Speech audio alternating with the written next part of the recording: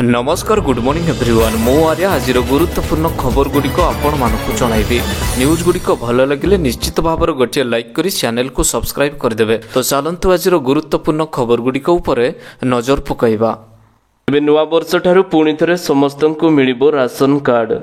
तेबे ration card आवेदनकारी मानक पई एबे एक बड़ खबर रही। नववर्षरु समस्त योग्य हिताधिकारी मानक मिलिबो राशन कार्ड। सेथिपाई नवेम्बर मास सुधा इकेवाईसी जांच सरिबो। आवेदनकारी मानक मध्यरु 16 लाख अधिक अयोग्य हिताधिकारी मानक एबे चिन्हट करा जाई अछि। एने जोगाण मंत्री कृष्णचंद्र पात्र सूचना प्रदान करिसेंती।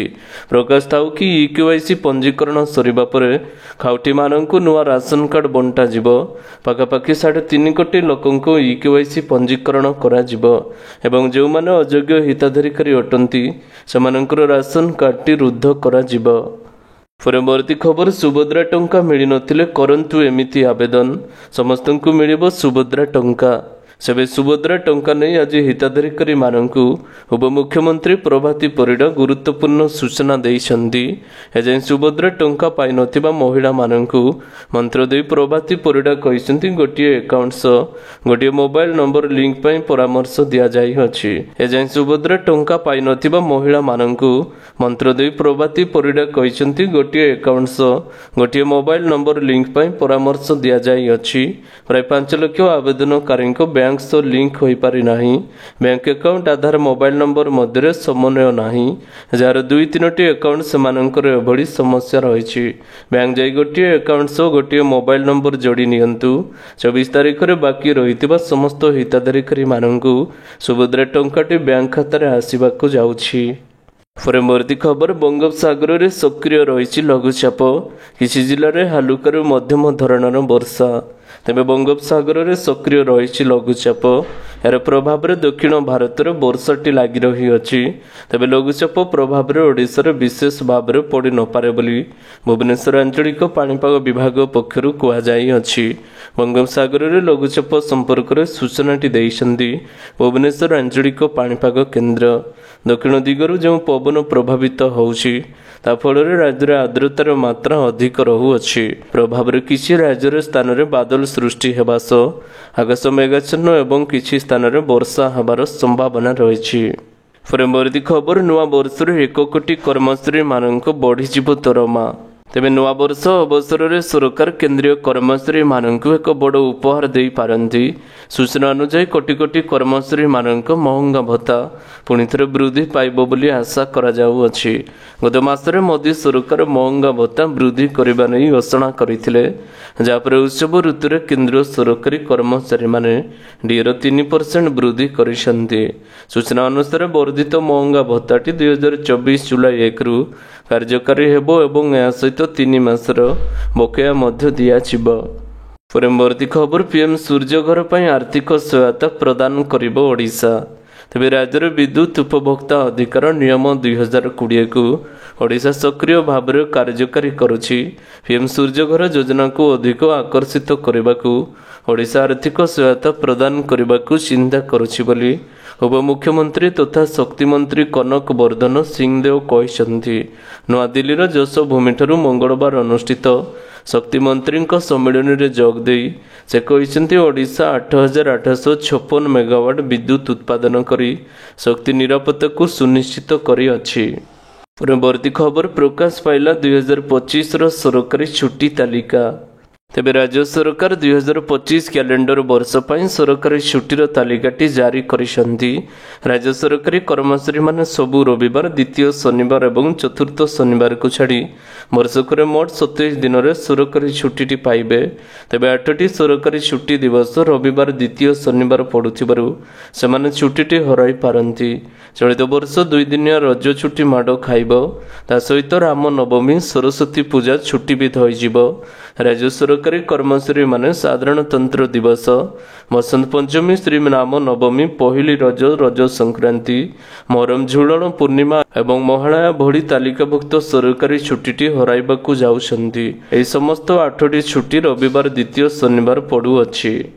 परवर्ती खबर 10 कोटी अधिक बैंक अकाउंट को नहीं आसला बड़ अपडेट। तेबे 2014 अगस्त रु डिसेम्बर 2014 मध्य ପ୍ରାୟ 10.5 କୋଟି PMJDY ଖାତା ଖୋଲାଯାଇଥିଲା। ବର୍ତ୍ତମାନ ଏହି ଖାତାଗୁଡ଼ିକ 10 ବର୍ଷ ପରେ ପୁଣି KYC କରିବାକୁ ପଡ଼ିବ, ନଚେତ ଆକାଉଣ୍ଟ ଡିଆକ୍ଟିଭେଟ୍ ହୋଇପାରେ। ତେବେ 2024 ଅଗଷ୍ଟ 28 ପର୍ଯ୍ୟନ୍ତ ଦେଶରେ 53.13 କୋଟି ଜନଧନ ଆକାଉଣ୍ଟଟି ଖୋଲାଯାଇଅଛି। ଦେଶରେ 10 କୋଟିରୁ ଅଧିକ ବ୍ୟାଙ୍କ ଆକାଉଣ୍ଟକୁ ନେଇ କେନ୍ଦ୍ର ସରକାର ଏକ ବଡ଼ ଅପଡେଟ୍ ଦେଇଛନ୍ତି। କେନ୍ଦ୍ର ସରକାର କହିଛନ୍ତି ଯେ ଦେଶରେ 10 କୋଟିରୁ ଅଧିକ ବ୍ୟାଙ୍କ ଆକାଉଣ୍ଟରୁ KYC ପୁଣି ଥରେ କରିବାକୁ ପଡ଼ିବ। ପରବର୍ତ୍ତୀ ଖବର, CISFର ପ୍ରଥମ ମହିଳା ବାଟାଲିୟନକୁ ମଞ୍ଜୁରୀ, 1000 ମହିଳାଙ୍କୁ ମିଳିବ ନିଯୁକ୍ତି। ତେବେ କେନ୍ଦ୍ରୀୟ ଶିଳ୍ପ ସୁରକ୍ଷା ବଳର ପ୍ରଥମ ମହିଳା ବାଟାଲିୟନକୁ ସ୍ୱରାଷ୍ଟ୍ର ମହିଳା ମନ୍ତ୍ରାଳୟ ମଙ୍ଗଳବାର ମଞ୍ଜୁର ଦେଇଛନ୍ତି। ଏହି ପ୍ରସ୍ତାବିତ ବାଟାଲିୟନରେ 1000ରୁ ଅଧିକ ମହିଳା କର୍ମଚାରୀମାନେ ରହିବେ। ସମସ୍ତ ପ୍ରକାରର ସୁରକ୍ଷା ସଂକ୍ରାନ୍ତ କାର୍ଯ୍ୟରେ ଏମାନଙ୍କୁ ଏବେ ମୁତୟନ କରାଯିବ। ଭିଆଇପିଙ୍କ ସୁରକ୍ଷା, ବିମାନ ବନ୍ଦର, ଦିଲ୍ଲୀ ମେଟ୍ରୋ, ଶିଳ୍ପ ସୁରକ୍ଷା ଆଦି ପାଇଁ ସେମାନଙ୍କୁ ମୁତୟନ କରାଯିବ।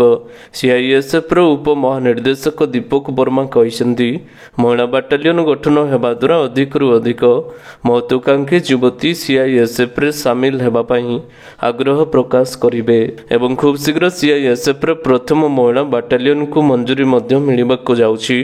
1000ରୁ ଅଧିକ ମହିଳାମାନଙ୍କୁ ନିଯୁକ୍ତି ମିଳିବାକୁ ଯାଉଛି।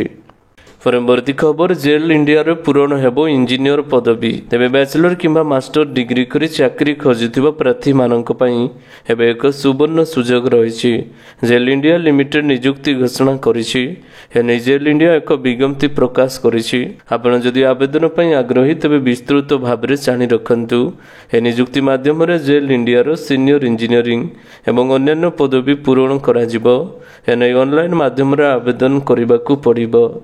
ପରବର୍ତ୍ତୀ ଖବର, ଲଗାତାର ଭାବରେ କମି ଚାଲିଛି ସୁନାର ଦାମ ଏବଂ ରୂପାର ଦର।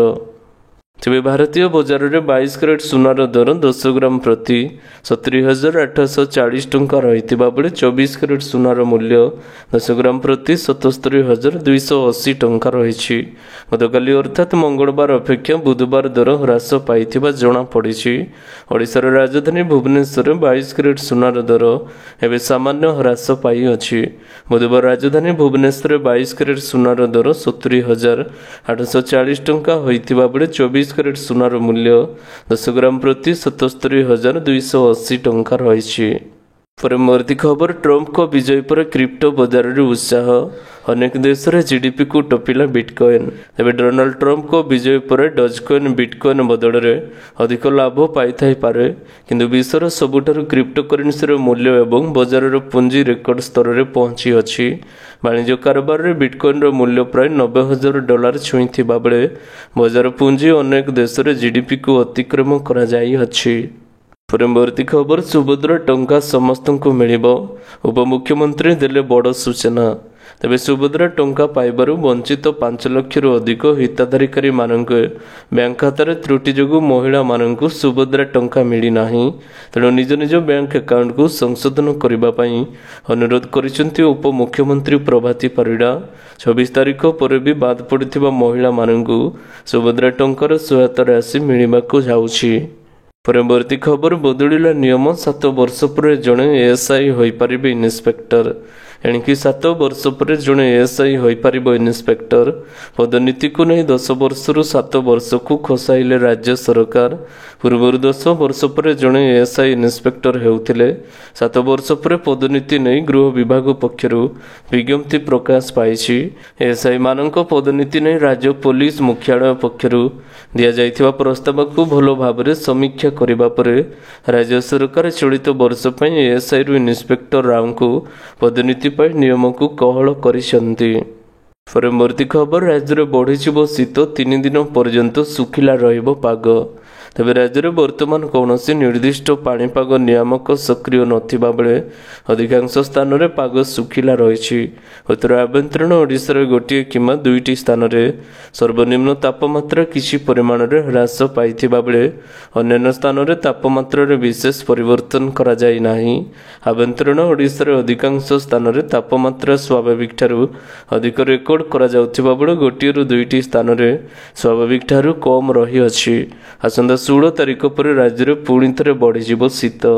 ପରବର୍ତ୍ତୀ ଖବର, ଆଜି ଝାଡ଼ଖଣ୍ଡରେ ପ୍ରଥମ ପର୍ଯ୍ୟାୟର ମତଦାନ। ତେବେ ଝାଡ଼ଖଣ୍ଡରେ 2ଟି ପର୍ଯ୍ୟାୟରେ ବିଧାନସଭା ନିର୍ବାଚନ ଅନୁଷ୍ଠିତ ହୋଇଛି। କାଲି 43ଟି ଆସନ ପାଇଁ ପ୍ରଥମ ପର୍ଯ୍ୟାୟରେ ସକାଳ 7ଟାରୁ ମତଦାନ ଆରମ୍ଭ ହୋଇସାରିଛି। ଏହା ସନ୍ଧ୍ୟା 5ଟା ଯାଏଁ ଜାରି ରହିଥିଲା। ଦ୍ୱିତୀୟ ପର୍ଯ୍ୟାୟରେ ନଭେମ୍ବର 20 ତାରିଖରୁ 38ଟି ଆସନ ପାଇଁ ମତଦାନ କରାଯିବ।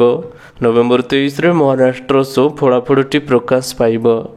ପରବର୍ତ୍ତୀ ଖବର, ମିଥୁନ ଚକ୍ରବର୍ତ୍ତୀଙ୍କୁ ପାକିସ୍ତାନୀ ଗ୍ୟାଙ୍ଗଷ୍ଟରର ହତ୍ୟା ଧମକ। ତେବେ ପ୍ରଖ୍ୟାତ ଅଭିନେତା ତଥା ବିଜେପି ନେତା ମିଥୁନ ଚକ୍ରବର୍ତ୍ତୀଙ୍କୁ ପାକିସ୍ତାନର କୁଖ୍ୟାତ ଗ୍ୟାଙ୍ଗଷ୍ଟର ଶାହଜାଦା ଭଟ୍ଟି ହତ୍ୟା ଧମକ ଦେଇଛି। ଦୁବାଇରେ ଜାରି କରାଯାଇଥିବା ଏକ ଭିଡ଼ିଓରେ ମିଥୁନ ଚକ୍ରବର୍ତ୍ତୀ ମୁସଲିମ ବିରୋଧୀ ବୟାନ ଦେଇଥିବା ଅଭିଯୋଗ ଆଣି 10ରୁ 15 ଦିନ ମଧ୍ୟରେ କ୍ଷମା ଯାଚନା କରିବାକୁ କହିଛନ୍ତି। ନଚେତ୍ ତାଙ୍କୁ ହତ୍ୟା କରାଯିବ ବୋଲି ଧମକ ଦିଆଯାଇଅଛି। ପରବର୍ତ୍ତୀ ଖବର, ପେପରଲେସ୍ ଟିକଟ ପାଇଁ କ୍ରୁଟ୍ ପକ୍ଷରୁ ପ୍ରୟାସ। ତେବେ ବସ୍ କିମ୍ବା ଘରେ ଥାଇ ସିଧା ଟିକଟ କରିହେବ। ଫୋନ୍ପେ, ଗୁଗଲ ପେ ଭଳି ଆପ୍ରେ ଟିକଟଟି କରିପାରିବେ ଯାତ୍ରୀ। ଏନେଇ capital region urban transport CRUT ପକ୍ଷରୁ open network for digital commerce platform digital ticket ବିକ୍ରେତା ଭାବରେ ପଞ୍ଜୀକୃତ କରାଯାଇଅଛି। ପରବର୍ତ୍ତୀ ଖବର, ସ୍ୱାସ୍ଥ୍ୟ ବୀମାରୁ ହଟିପାରେ ଏବେ ଟିକସ। ତେବେ ସ୍ୱାସ୍ଥ୍ୟ ବୀମାକାରୀମାନଙ୍କୁ ମିଳିବ ବଡ଼ ଆଶ୍ୱସ୍ତି। ହଟିପାରେ ସ୍ୱାସ୍ଥ୍ୟ ବୀମା ଉପରୁ ଟିକସ। ଡିସେମ୍ବର 21 ଏବଂ 22 ତାରିଖରେ ଅନୁଷ୍ଠିତ ହେବାକୁ ଥିବା ଜିଏସ୍ଟି ପରିଷଦ ବୈଠକରେ ଏଭଳି ନିଷ୍ପତ୍ତି ନିଆଯାଇପାରେ ବୋଲି ଚର୍ଚ୍ଚା ହେଉଛି। ତେବେ ଆଶା କରୁଛି ଆଜିର ଗୁରୁତ୍ୱପୂର୍ଣ୍ଣ ଖବରଗୁଡ଼ିକ ଆପଣମାନଙ୍କୁ ନିଶ୍ଚିତ ଭାବରେ ଭଲ ଲାଗିଥିବ। ଯଦି ଭଲ ଲାଗିଥାଏ ଭିଡ଼ିଓକୁ ଗୋଟେ ଲାଇକ୍ କରନ୍ତୁ ଏବଂ ଚ୍ୟାନେଲକୁ ସବସ୍କ୍ରାଇବ୍ କରିବା ପାଇଁ ବିଲକୁଲ ବି ଭୁଲନ୍ତୁ ନାହିଁ। ଆପଣଙ୍କ ଭଲ ପାଇବା ସ୍ୱରୂପ ଭିଡ଼ିଓକୁ ସେୟାର କରିଦେବେ। ପୁଣି ଦେଖା ହେବ ଲାଟେଷ୍ଟ ଅପଡେଟ୍ରେ। ସେତେବେଳେ ପର୍ଯ୍ୟନ୍ତ ବିଦାୟ ନେଉଛି। ବନ୍ଦେ ମାତରମ୍, ଟେକ୍ କେୟାର, ବାଏ ବାଏ।